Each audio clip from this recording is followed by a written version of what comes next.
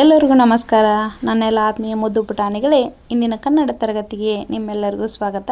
ಪುಟಾಣಿಗಳು ಎಲ್ಲರೂ ಹೇಗಿದ್ದೀರಾ? ಚೆನ್ನಾಗಿದ್ದೀರಲ್ವಾ? ನಾನು ನಿಮಗೆ ಹಿಂದಿನ ತರಗತಿಯಲ್ಲಿ ಹೇಳಿದ್ದೆ, ಒಂದು ಮುದ್ದಾದ ಸೊಗಸಿನ ಇರುವಂತಹ ಒಂದು ಪಾಠವನ್ನು ನಾನು ಹಿಂದಿನ ತರಗತಿಯಲ್ಲಿ ಹೇಳ್ತೀನಿ ಮಕ್ಕಳೇ ಅಂತ ಹೇಳಿದ್ದೆ. ಹೌದಾ? ಬನ್ನಿ, ಅದು ಯಾವ ಪಾಠ ಹೇಗಿದೆ ಎಂಬುದನ್ನು ನೋಡೋಣ. ಪುಟಾಣಿಗಳೇ, ಇಲ್ಲಿ ನೋಡಿ, ಅದಕ್ಕಿಂತ ಮುಂಚೆ ನಾನು ನಿಮಗೆ ಏನು ಹೇಳ್ತೀನಿ, ಈ ಚಿತ್ರ ನೀವು ನೋಡ್ತಿರ್ಬೋದಲ್ವಾ? ಈ ಚಿತ್ರದಲ್ಲಿ ಏನು ಕಾಣಿಸ್ತಾ ಇದೆ ನಿಮಗೆ? ಒಂದು ಮಗು ಒಬ್ಬರಿಗೆ ಏನು ಮಾಡ್ತಾ ಇದೆ, ಹಿರಿಯರಿಗೆ ಒಂದು ಗ್ಲಾಸ್ನಲ್ಲಿ ನೀರು ಅಥವಾ ಹಾಲನ್ನು ಕೊಡ್ತಿರುವಂಥ ಒಂದು ದೃಶ್ಯವನ್ನು ನೋಡ್ಬೋದು. ಇದರಿಂದ ನಮಗೇನು ಗೊತ್ತಾಗುತ್ತೆ? ನಾವು ಒಳ್ಳೆಯ ಸಂಸ್ಕಾರವಂತರು ಆಗಬೇಕು. ಮನೆಗೆ ಬಂದವರನ್ನು ನಾವು ಪ್ರೀತಿಯಿಂದ, ಗೌರವದಿಂದ, ಆದರದಿಂದ ನಾವು ಅವ್ರನ್ನ ಸ್ವಾಗತಿಸಬೇಕು. ಬನ್ನಿ, ಕುಳಿತುಕೊಳ್ಳಿ, ಊಟ ಮಾಡಿ, ತಿಂಡಿ ಆಯಿತಾ, ಚಹಾ ಆಯಿತಾ, ಚಹಾ ಕುಡಿತೀರಾ, ಅಥವಾ ನಿಮ್ಗೇನಾದ್ರು ತಿನ್ಲಿಕ್ಕೆ ಕೊಡಲಿ, ಅಪ್ಪ ಅಮ್ಮ ಹೇಗಿದ್ದಾರೆ, ಅವ್ರ ಯೋಗಕ್ಷೇಮವನ್ನು ನಾವು ವಿಚಾರಣೆ ಮಾಡಬೇಕು. ಹಾಗೆ ನಮ್ಮ ಮನೆಯಲ್ಲಿರ್ತಕ್ಕಂತಹ ಸದಸ್ಯರ ಯೋಗಕ್ಷೇಮವನ್ನು ನಾವು ತಿಳ್ಕೋಬೇಕು. ಹೌದಾ? ನಮಗೆ ಎಷ್ಟು ಒಳ್ಳೆಯ ಸಂಸ್ಕಾರ ಗುಣಗಳು ನಾವು ಕಲಿತೀವೋ ನಾವು ಅಷ್ಟು ಜಾಣರಾಗಿರ್ತೀವಿ. ಜಾಣ ಮಕ್ಕಳು, ಜಾಣ ಪುಟಾಣಿಗಳು ಅಂತ ಅನಿಸ್ಕೊಳ್ತೀವಿ. ನೋಡಿ, ಅದೇ ರೀತಿಯಾಗಿ ಈ ಪಾಠದಲ್ಲಿ ಮಗು ಏನು ಮಾಡ್ತಾಯಿದೆ, ತನ್ನ ಗೆಳೆಯರಿಗಾಗಿ ಆಟವನ್ನು ಆಡಲಿಕ್ಕೆ ಹೋಗಲು ಬಾಗಿಲ ಬಳಿ ಕಾಯ್ತಾ ನಿಂತಿರುವಾಗ ಅವ್ರ ಮನೆಗೆ ಒಬ್ಬರು ವಿಶೇಷ ಅತಿಥಿ ಆಗಮನ ಆಗತ್ತೆ. ಅವ್ರು ಯಾವ ಅತಿಥಿ? ಅವಳು ಮಗು ಇದ್ದವಳು, ಅವರನ್ನು ಹೇಗೆ ಮಾತನಾಡಿಸಿದವಳು ಎಂಬುದನ್ನು ಈ ಪಾಠದಲ್ಲಿ ನೋಡ್ಕೊಂಡು ಬರೋಣ ಬನ್ನಿ. ಪಾಠ 15, ಶಂಕರಪ್ಪನ ಮನೆ ಗದ್ಯ. ಸಮಿತಿ ರಚನೆ. ನೋಡಿ, ಶಂಕರಪ್ಪನ ಮನೆ ಐತಿ. ಬನ್ನಿ, ಏನಿದೆ ನೋಡೋಣ. ಅದಕ್ಕಿಂತ ಮುಂಚೆ ಕೆಲವೊಂದು ಪದಗಳನ್ನು ನೋಡ್ಕೊಂಡು ಬರೋಣ ಮಕ್ಕಳೇ. ನೋಡಿ, ಸಮಯ, ಚಿಕ್ಕಪ್ಪ, ಒಳಗೆ, ಸಂತಸ, ಕುಡಿ, ನೀರು, ಪ್ರೀತಿ, ಚಿಕ್ಕಮ್ಮ, ತಮ್ಮ, ಆರೋಗ್ಯ, ಅವರು, ಹತ್ತಿರ, ಸ್ವಲ್ಪ, ಹೊತ್ತು, ಅಲ್ಲೇ, ಸಿದ್ಧರಾಗು, ನಮಸ್ಕಾರ, ಇನ್ನೊಮ್ಮೆ, ಮರೆ. ನಾವು ಪ್ರತಿದಿನ ಕೇಳಿರುವಂತಹ ಪದಗಳನ್ನು ನೋಡಿದ್ವಲ್ವಾ? ಶಂಕರಪ್ಪನ ಮನೆ. ನೋಡಿ, ಅದು ಯಾರ ಮನೆ? ಅದು ಶಂಕರಪ್ಪನ ಮನೆ. ಸಂಜೆಯ ಸಮಯ. ನೋಡಿ, ಶಂಕರಪ್ಪನ ಮನೆಯಲ್ಲಿದ್ದಾಗ ಯಾವಾಗ ಬೆಳಿಗ್ಗೆ ಆಗಿತ್ತಾ, ಮಧ್ಯಾಹ್ನ ಆಗಿತ್ತಾ, ಸಂಜೆ ಆಗಿತ್ತಾ? ಅದು ಸಂಜೆಯ ಸಮಯ. ಮನೆಯ ಬಾಗಿಲ ಬಳಿ ವೀಣಾ ನಿಂತಿದ್ದಳು. ನೋಡಿ, ಸಂಜೆಯ ಸಮಯ ಶಂಕರಪ್ಪನ ಮನೆಯ ಬಾಗಿಲ ಬಳಿ ಯಾರು ನಿಂತಿದ್ರು? ವೀಣಾ ಅನ್ನುವಂಥ ಒಂದು ಪುಟ್ಟ ಹುಡುಗಿ ನಿಂತಿದ್ಲು. ಆಟವಾಡಲು ಅವಳು ಗೆಳೆಯರಿಗಾಗಿ ಕಾದಿದ್ದಳು. ನೋಡಿ, ಆಟವನ್ನು ಆಡಲಿಕ್ಕೆ ಹೋಗ್ಲಿಕ್ಕೆ ಏನು ಮಾಡ್ತಳು? ತನ್ನ ಗೆಳೆಯರಿಗಾಗಿ ಕಾಯ್ತಾ ಇದ್ಲು. ತಮ್ಮ ಶಂಕರಪ್ಪನ ಮನೆಯ ಬಾಗಿಲ ಬಳಿ ಏನು ಮಾಡ್ತಿಲ್ಲ, ವೀಣಾ ಏನು ಮಾಡ್ತಾ ಇದ್ಲು? ತನ್ನ ಗೆಳೆಯರ ಜೊತೆ ಆಟವನ್ನು ಆಡ್ಲಿಕ್ಕೆ ಹೋಗಬೇಕು ಅಂತ ಕಾಯ್ತಾ ಇದ್ಲು. ಆಗ ಮಹಾದೇವ್ ಅವರು ಮನೆಗೆ ಬಂದರು. ನೋಡಿ, ಆವಾಗ ಅವ್ರ ಮನೆಗೆ ಒಬ್ಬರು ಅತಿಥಿ ಬಂದರು. ಆ ಅತಿಥಿ ಯಾರಾಗಿದ್ದರು? ಮಹಾದೇವ್ ಅಂತೇಳಿ ಅನ್ನೋರು ಆಗಿದ್ದರು. ಮಹಾದೇವ್ ಅವರನ್ನು ನೋಡಿದ ವೀಣಾ ಸಂತಸಗೊಂಡಳು. ನೋಡಿ, ಆವಾಗ ಮಹಾದೇವ್ ಅವರನ್ನು ನೋಡಿದ ತಕ್ಷಣ ಏನು ಮಾಡಿದ್ಲು? ವೀಣಾ ಫುಲ್ ಖುಷಿ ಆಗಿಬಿಟ್ಲು. ಹೌದಾ? ಆಕೆ ಸಿಕ್ಕಾಪಟ್ಟೆ ಸಂತೋಷ ಆಗಿಬಿಡ್ತು. ಮನೆಗೆ ನಿಮಗೂ ಸಡನ್ನಾಗಿ ಅಥವಾ ಆಕಸ್ಮಿಕವಾಗಿ ಯಾರಾದರೂ ಗೆಸ್ಟ್ಗಳು ಮನೆಗೆ ಬಂದರೆ ಎಷ್ಟು ಖುಷಿ ಆಗುತ್ತಲ್ವಾ? ಹಿಂಗೆ ರಿಲೇಷನು, ಸಂಬಂಧಿಕರು ಯಾರಾದರೂ ಬಂದರು, ಅತ್ತೆ ಬಂದಿದ್ದಾಳೆ, ಅತ್ತೆ ಮಗ ಬಂದಿದ್ದಾನೆ, ಮಾಮ ಬಂದಿದ್ದಾನೆ, ಅಕ್ಕ ಬಂದಿದ್ದಾರೆ, ದೊಡ್ಡಮ್ಮ ಬಂದಿದ್ದಾರೆ, ಚಿಕ್ಕಮ್ಮ ಬಂದಿದ್ದಾರೆ, ಚಿಕ್ಕಪ್ಪ ಬಂದಿದ್ದಾರೆ, ದೊಡ್ಡಪ್ಪ ಬಂದಿದ್ದಾರೆ, ಆಂಟಿ, ಅಂಕಲ್, ಹೀಗೆ ಎಲ್ಲರೂ ಯಾರಾದರೂ ಮನೆಗೆ ಬಂದರೆ ತುಂಬ ಖುಷಿ ಅಲ್ವಾ? ಅದೇ ರೀತಿಯಾಗಿ ವೀಣಾಳಿಗೂ ಏನಾಯ್ತು, ಇಲ್ಲಿ ಮಹಾದೇವ್ ಅಂತೇಳಿ ಅವ್ರ ಮನೆಗೆ ಬಂದರು. ಮನೆಗೆ ಬರೋಣ ಅದನ್ನು ನೋಡಿ ಫುಲ್ ಖುಷಿ ಆಗಿಬಿಡ್ತು. ಬಹಳ ಸಂತೋಷವನ್ನಗೊಂಡ್ಲು. ಬನ್ನಿ ಚಿಕ್ಕಪ್ಪ ಬನ್ನಿ ಎಂದು ಮನೆಯೊಳಗೆ ಕರೆದುಕೊಂಡು ಹೋದಳು. ನೋಡಿ, ಮಹಾದೇವಿ ಯಾರಾಗಿದ್ದರು? ವೀಣಾಳ ಚಿಕ್ಕಪ್ಪರಾಗಿದ್ದರು. ಹೀಗಾಗಿ ಅವ್ರು ಏನು ಮಾಡ್ತಾಯಿದ್ಲು? ಮನೆಯೊಳಗೆ ತನ್ನ ಚಿಕ್ಕಪ್ಪನೇ ಯಾವ ರೀತಿಯಾಗಿ ಕರೆದ್ಲು? ಬನ್ನಿ ಚಿಕ್ಕಪ್ಪ ಬನ್ನಿ ಅಂಥೇಳಿ ಅವರನ್ನು ಮನೆಯೊಳಗೆ ಕರೆದು ಒಳಗಡೆ ಕರೆದುಕೊಂಡು ಹೋದ್ಲು. ನೋಡಿ, ನಾವು ಈಗ ಯಾರಾದರೂ ನಮ್ಮ ಮನೆಗೆ ಬಂದರೆ ಬರ್ತಾರೆ ಬಿಡು, ಹೋಗ್ತಾರೆ ಬಿಡು ಅನ್ಬಾರ್ದು. ಅದು ಒಳ್ಳೆಯ ಗುಣ ಅಲ್ವಾ ಪುಟಾಣಿಗಳೇ? ನಾವು ಯಾರಾದರೂ ಮನೆ ಒಳಗಡೆ ಬಂದರೆ ಬನ್ನಿ ಅಂತ ಅವರನ್ನು ಪ್ರೀತಿಯಿಂದ ನಾವು ಅವ್ರನ್ನ ವೆಲ್ಕಮ್ ಮಾಡ್ಕೋಬೇಕು. ಅವರನ್ನು ನಾವು ಕರಿಬೇಕು. ನಾವು ಎಷ್ಟು ಪ್ರೀತಿಯಿಂದ ಅವ್ರನ್ನ ಕರಿತೇವೆ ಅವ್ರಿಗೆ ಅಷ್ಟು ಖುಷಿ ಆಗುತ್ತೆ. ಏನಪ್ಪ, ಇವ್ರ ಮಕ್ಕಳಿಗೆ ಎಷ್ಟೊಂದು ಸಂಸ್ಕಾರವನ್ನು ಕಲಿಸಿದಾರಲ್ವ ಅಂತಾರೆ. ಅದೇ ರೀತಿಯಾಗಿ ವೀಣಾ ಏನು ಮಾಡಲಿಲ್ಲಿ ತನ್ನ ಚಿಕ್ಕಪ್ಪ ನನಗೆ ಬನ್ನಿ ಚಿಕ್ಕಪ್ಪ ಬನ್ನಿ ಅಂತೇಳಿ ಒಳಗಡೆ ಕರ್ಕೊಂಡು ಹೋದ್ಲು.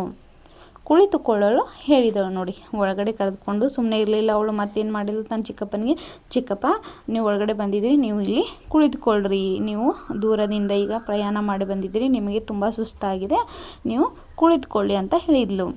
ಕುಡಿಯಲು ನೀರು ತಂದು ಕೊಟ್ಟಳು. ನೋಡಿ, ಹೊರಗಡೆಯಿಂದ ತುಂಬ ಬಿಸಿಲಿರುತ್ತಲ್ವಾ ಚಿಕ್ಕಪ್ಪ ನಿಮಗೆ, ಹೀಗಾಗಿ ನೀವು ಪ್ರಯಾಣ ಮಾಡ್ಕೊಂಬಂದಿದ್ದೀರ, ನಿಮಗೆ ಬಾಯಾರಿಕೆ ಆಗಿರ್ಬೋದು ಅಂಥೇಳಿ ಏನು ಮಾಡಿದ್ಲು? ಒಂದು ಗ್ಲಾಸ್ನಲ್ಲಿ ನೀರನ್ನು ತೆಗೆದುಕೊಂಡು ಬಂದು ತನ್ನ ಚಿಕ್ಕಪ್ಪನಿಗೆ ಕೊಟ್ಟಳು.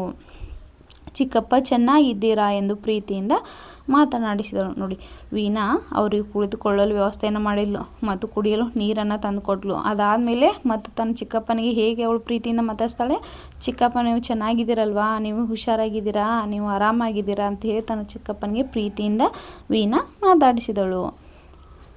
ಚಿಕ್ಕಮ್ಮ ಮತ್ತು ತಮ್ಮನ ಆರೋಗ್ಯ ಹೇಗಿದೆ ಎಂದು ಕೇಳಿದಳು. ನೋಡಿ, ಮತ್ತೆ ಅವಳಿಗೆ ಯಾರು ನೆನಪಾಗಿದೆ, ಚಿಕ್ಕಪ್ಪ ಒಬ್ಬರೇ ಬಂದಿದ್ದಾರಲ್ವ ಮನೆಗೆ.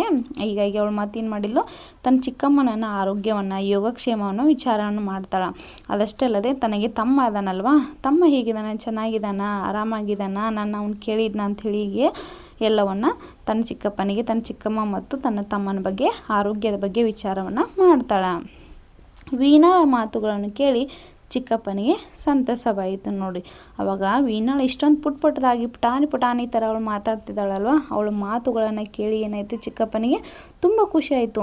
ನನಗೆ ಕುಳಿತುಕೊಳ್ಳಲು ವ್ಯವಸ್ಥೆಯನ್ನು ಮಾಡಿದ್ಲು, ಕುಡಿಲಿಕ್ಕೆ ನೀರನ್ನು ತಂದು ಕೊಟ್ಲು, ಆಮೇಲೆ ನಾನು ಯೋಗಕ್ಷೇಮವನ್ನು ಕೇಳಿದ್ಲು. ಅದಷ್ಟೇ ಅಲ್ಲದೆ ಚಿಕ್ಕಮ್ಮ ಹೇಗಿದ್ದಾರೆ, ತಮ್ಮ ಹೇಗಿದ್ದಾರೆ ಅಂತೇಳಿ ಪ್ರತಿಯೊಂದನ್ನು ಅವಳು ನನ್ನ ಕೇಳಿದ್ಲು. ಇವಳು ಎಷ್ಟು ಚೆನ್ನಾಗಿ ಮಾತಾಡ್ತಿದ್ದಾಳ, ಎಷ್ಟೊಂದು ಒಳ್ಳೆಯ ಗುಣಗಳನ್ನ ಇವಳು ಕಲ್ತ್ಕೊಂಡಿದ್ದಾಳೆ ಅಂಥೇಳಿ ತನ್ನ ಚಿಕ್ಕಪ್ಪನಿಗೆ ಏನಾಗಿಬಿಡ್ತು, ವೀಣಾಳ ಮಾತುಗಳನ್ನ ಕೇಳಿ ಅವ್ರಿಗೂ ತುಂಬ ಖುಷಿ ಆಯಿತು.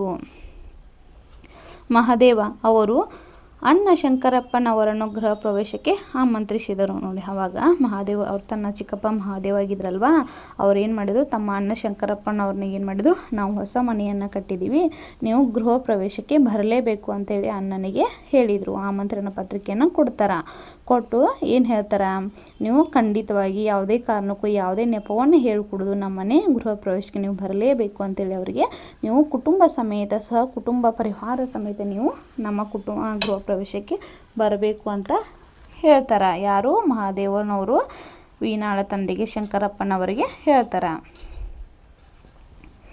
ಸ್ವಲ್ಪ ಹೊತ್ತು ಅಲ್ಲೇ ಇದ್ದು ಅನಂತರ ತಮ್ಮ ಮನೆಗೆ ಹೊರಡಲು ಸಿದ್ಧರಾದರು. ನೋಡಿ, ಸ್ವಲ್ಪ ಹೊತ್ತು ಕುಳಿತುಕೊಂಡು ಎಲ್ಲ ಊಟವನ್ನು ಮಾಡಿಕೊಂಡು, ಎಲ್ಲ ಯೋಗಕ್ಷೇಮವನ್ನು, ಮನೆ ವಾತಾವರಣ ಎಲ್ಲವನ್ನು ತಿಳಿದುಕೊಂಡು, ಎಲ್ಲರೂ ಚೆನ್ನಾಗಿದ್ದಾರೆ ಅಂತ ತಿಳ್ಕೊಂಡು ಅವ್ರ ಜೊತೆ ನಕ್ಕೊಂತ ಖುಷಿಯಿಂದ ಇದ್ದು, ಸ್ವಲ್ಪ ಹೊತ್ತು ಆದಮೇಲೆ ಏನು ಮಾಡಿದ್ರು, ಇನ್ನು ನಾನು ಹೋಗಬೇಕು ಊರಿಗೆ ಅಂತೇಳಿ ಹೊರಡಲು ಸಿದ್ಧರಾಗ್ತಾರೆ. ವೀಣಾ ಚಿಕ್ಕಪ್ಪನಿಗೆ ನಮಸ್ಕಾರ ಮಾಡಿದಳು. ನೋಡಿ, ಆವಾಗ ವೀಣಾ ಏನು ಮಾಡಿದಳು, ತನ್ನ ಚಿಕ್ಕಪ್ಪನಿಗೆ ಹೋಗಲು ಸಿದ್ಧರಾದ್ರಲ್ವ, ಮತ್ತೆ ಅವ್ರಿಗೂ ನೀವು ಹುಷಾರಾಗಿ ಹೋಗಿ ಬನ್ನಿ ಚಿಕ್ಕಪ್ಪ ಅಂಥೇಳಿ ಏನು ಮಾಡಿಲ್ಲ, ಅವರಿಗೆ ನಮಸ್ಕಾರವನ್ನು ಮಾಡ್ತಾಳೆ. ಇನ್ನೊಮ್ಮೆ ಬರುವಾಗ ಚಿಕ್ಕಮ್ಮನನ್ನು ತಮ್ಮನನ್ನು ಕರೆದುಕೊಂಡು ಬನ್ನಿ ಎಂದು ಹೇಳಲು ಮರೆಯಲಿಲ್ಲ. ನೋಡಿ, ಆವಾಗ ಹೋಗುವಾಗ ನಮಸ್ಕಾರವನ್ನು ಮಾಡಿ, ನೀವು ಪ್ರಯಾಣ ಮಾಡ್ತಿದ್ದೀರಲ್ವ ಚಿಕ್ಕಪ್ಪ, ನೀವು ಹುಷಾರಾಗಿ ಊರಿಗೆ ಹೋದ ತಕ್ಷಣ ನೀವು ನಮಗೆ ಫೋನ್ ಮಾಡಿ ತಿಳಿಸಿ, ಹುಷಾರಾಗಿ ಹೋಗಿ ಮುಟ್ಟಿದಿರಿಲ್ವಾ ಅಂತ ಎಂಬುದನ್ನು ಎಲ್ಲವನ್ನು ಹೇಳಿ, ಅದಾದಮೇಲೆ ಮತ್ತೇನು ಹೇಳ್ತಾಳೆ, ಇನ್ನೊಮ್ಮೆ ಬರ್ತಿರ್ಬೇಕಾದ್ರೆ, ಇನ್ನೊಂದು ಸಲ ನೀವು ಮತ್ತೆ ನಮ್ಮ ಊರಿಗೆ ಬರ್ತಿರಲ್ಲ, ಬರಬೇಕಾದ್ರೆ ಏನು ಮಾಡಿ, ಚಿಕ್ಕಮ್ಮನ ಮತ್ತು ಅದ್ರ ಜೊತೆಗೆ ಅವ್ರ ಜೊತೆಗೆ ತಮ್ಮನನ್ನು ಕರೆದುಕೊಂಡು ಬನ್ನಿ, ನನಗೆ ಚಿಕ್ಕಮ್ಮನ ನೋಡ್ಬೇಕನ್ನಿಸ್ತಾ ಇದೆ ಮತ್ತು ತಮ್ಮನನ್ನು ನೋಡ್ಬೇಕನ್ನಿಸ್ತಾ ಇದೆ. ಹೀಗಾಗಿ ನೀವು ಇನ್ನೊಂದು ಸಲ ಬರುವಾಗ ನೀವು ಒಬ್ಬರೇ ಬರಲಿಕ್ಕೆ ಹೋಗ್ಬಿಟ್ರೆ, ಚಿಕ್ಕಮ್ಮ ಮತ್ತು ತಮ್ಮನನ್ನು ಕರೆದುಕೊಂಡು ಬರ್ರಿ ಅಂತ ಹೇಳಲಿಕ್ಕೆ ಅವಳು ಮರೀಲಿಲ್ಲ. ನೋಡಿ, ನಾವು ಮಕ್ಕಳೇ ಈ ಪಾಠ ನಿಮ್ಮೆಲ್ಲರೂ ಅರ್ಥವಾಗಿದ್ದಿಲ್ಲ. ಈ ಪಾಠದಿಂದ ನಾವು ತಿಳಿದುಕೊಳ್ಳೋದೇನಂತಂದ್ರೆ, ನಮ್ಮ ಮನೆಗೆ ಯಾರಾದರೂ ನೆಂಟರು ಬಂದರೆ, ಸಂಬಂಧಿಕರು ಬಂದರೆ, ನಮಗೆ ಬೇಕಾದಂಥ ಪ್ರೀತಿ ಪಾತ್ರರಾದವರು ನಮ್ಮ ಮನೆಗೆ ಬಂದಾಗ ನಾವು ಅವ್ರನ್ನ ಪ್ರೀತಿಯಿಂದ ಮಾತಾಡಿಸ್ಬೇಕು, ಅವ್ರಿಗೆ ಒಳ್ಳೆಯ ವ್ಯವಸ್ಥೆಯನ್ನು ಮಾಡಬೇಕು, ಊಟದ ವ್ಯವಸ್ಥೆಯನ್ನು ಮಾಡಬೇಕು, ಅವರು ಕುಡಲಿಕ್ಕೆ ನೀರನ್ನು ಕೊಡಬೇಕು, ಅವರು ಮನೇಲಿ ಹೇಗಿದ್ದಾರೆ, ಆಮೇಲೆ ಅವ್ರ ಯೋಗಕ್ಷೇಮವನ್ನು ಎಲ್ಲವನ್ನು ವಿಚಾರ ಮಾಡಬೇಕು. ಮನೇಲಿ ತಮ್ಮ, ತಂಗಿ, ಅಕ್ಕ, ಚಿಕ್ಕಮ್ಮ, ದೊಡ್ಡಮ್ಮ, ಹೀಗಾಗಿ ಯಾರೇ ಬಂದರೂ ಕೂಡ ನಾವು ಅವರನ್ನು ಚೆನ್ನಾಗಿ ಪ್ರೀತಿಯಿಂದ ಮಾತಾಡಿಸ್ಬೇಕು.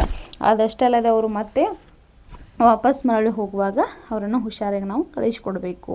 ಹೌದಾ, ನಾವು ಈ ಪಾಠದಿಂದ ಕಲಿತುಕೊಳ್ಳುವುದೇನು, ಈ ರೀತಿಯಂಥ ಒಳ್ಳೆಯ ಗುಣಗಳನ್ನು ನಾವು ಮಕ್ಕಳೇ ಕಳೆದುಕೊಳ್ಳಬೇಕು. ನಮಗೆ ಒಳ್ಳೆಯ ಗುಣಗಳು ಇದ್ದಿದ್ದರಿಂದ ಏನಾಗುತ್ತೆ, ನಾವು ಒಳ್ಳೆಯ ರೀತಿಯಾದಂಥ ವಾತಾವರಣದಲ್ಲಿ ಬೆಳಿತೀವಿ. ನಮಗೆಲ್ಲರೂ ಜಾಣರು ಅಂತ ನಮ್ಮನ್ನು ಕರೆಸ್ಕೊಳ್ಬೇಕಾಗತ್ತೆ. ಹೌದಾ, ಎಲ್ಲರೂ ಕರಿತಾರೆ ನಮ್ಮನ್ನು, ಓ ಜಾಣ ಹುಡುಗ. ಈಗ ಅವ್ರು ಚಿಕ್ಕಪ್ಪ ಏನು ಮಾಡಿದ್ರು, ಮಹಾದೇವರು ವೀಣಾಳಿಗೆ ಶಬ್ಬಾಷ್, ಎಷ್ಟು ಒಳ್ಳೆಯ ಮಾತುಗಳನ್ನು ಮಾತಾಡಿದಪ್ಪ ಹುಡುಗಿ ಅಂತ ಖುಷಿ ಆಯ್ತಲ್ವ ಅವ್ರಿಗೆ, ನಮಗೂ ಕೂಡ ಹಾಗೆ ರೀತಿ ಖುಷಿ ಆಗಬೇಕು.